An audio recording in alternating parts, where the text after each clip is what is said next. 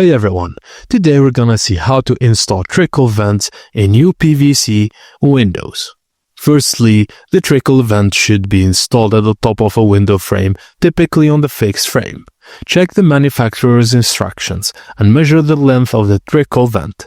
Mark the area of the Upvc frame where the vent will be installed and ensure the markings are centered to allow even airflow. Put on safety glasses and drill several small pilot holes along the marked area to make cutting easier. Use a jigsaw or multi-tool, cut out a rectangular slot along the top of the frame, and the slot should match the size of the Trickle vent opening.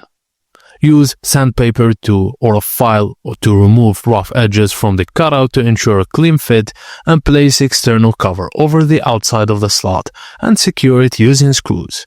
Do the same for the internal cover on the inside and ensure the vent operates correctly.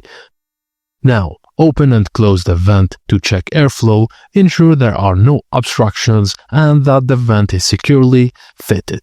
And that's it guys, thank you for watching and please don't forget to like and subscribe for more.